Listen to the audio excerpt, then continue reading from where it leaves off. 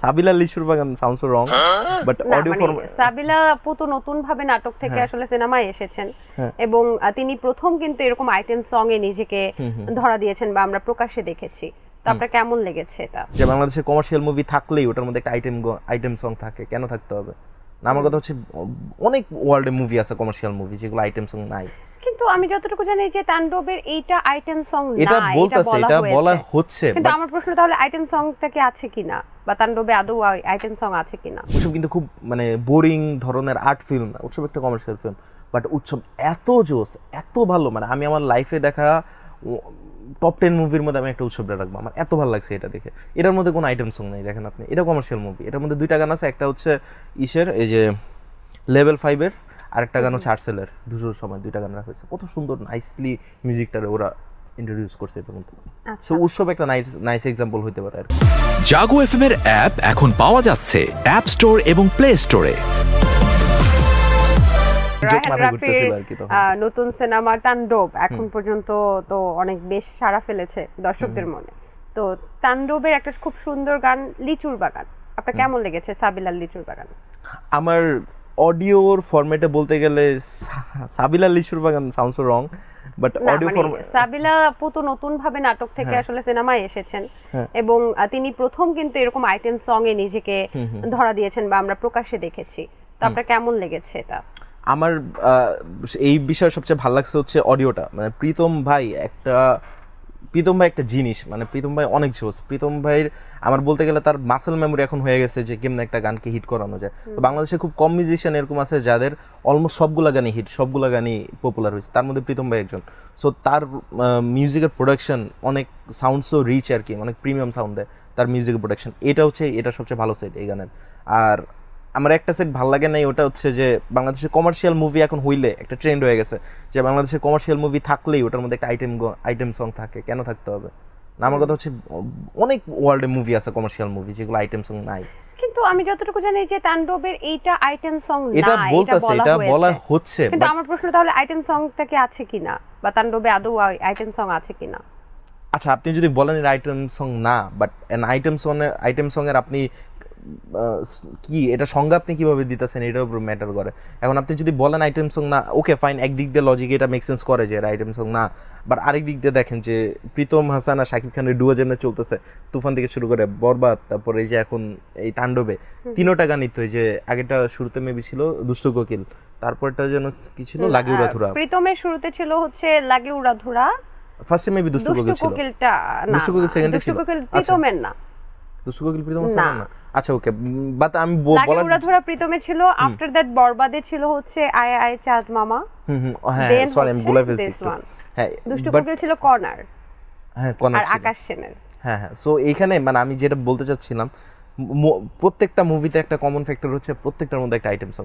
যদিও এটা ব্যবসা সফল মুভির ক্ষেত্রে বাংলাদেশে ওয়ার্কআউট অনেক ভালোভাবে করতেছে, যে এই গানগুলো অডিয়েন্স অনেক গ্র্যাব করতেছে, অডিয়েন্স টানতেছে, হয়তো বিজনেস পয়েন্ট অফ ভিউ থেকে অনেক ভালো একটা জিনিস।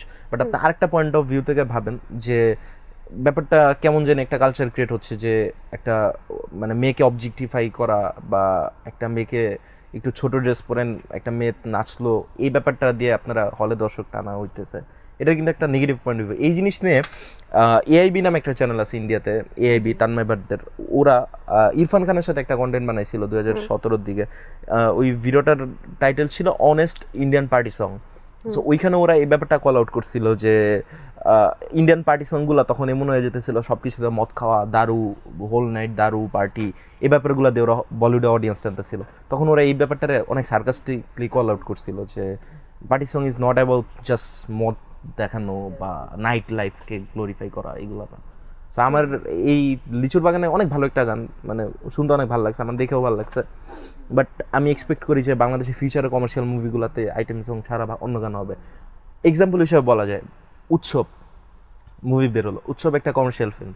উৎসব কিন্তু খুব মানে বোরিং ধরনের আর্ট ফিল্ম না, উৎসব একটা কমার্শিয়াল ফিল্ম, বাট উৎসব এত জোস, এত ভালো, মানে আমি আমার লাইফে দেখা টপ 10 মুভির মধ্যে আমি একটা উৎসবটা রাখবো। আমার এত ভালো লাগছে এটা দেখে।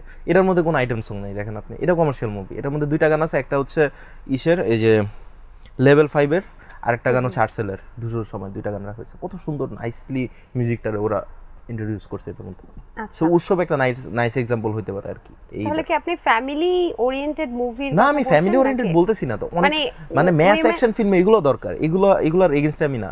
মানে আর্ট ফিল্ম যেমন দরকার, feel good to watch movie যেমন দরকার, অ্যাকশন ফিল্ম, ম্যাস ফিল্ম, ধামাকা এই যে মাসালা একটা ফিল্ম, মেয়েকে অবজেক্টিফাইং করা, এটা কিন্তু আপনি আরো একটা কন্টেন্টে বলেছিলেন যে ব্যাচেলর পয়েন্ট এবং কাজল আরিফিন নমির বিভিন্ন যে ফিমেল 4 ফিমেল 5, সো এই কন্টেন্টগুলো আপনার কাছে আমার এটা মনে হয় যে একটা মেয়েকে একটা কন্টেন্টে দেখানোর জন্য, মানে আমি তো ফিকশন বানাইতেছি না, অনেকে বলতে পারে তোর কন্টেন্টে তুই মেয়েদেরকে এমনি দেখান, আমি তো কোনো ফিকশন খুব কম বানাই, মানে আমার most of the non fiction.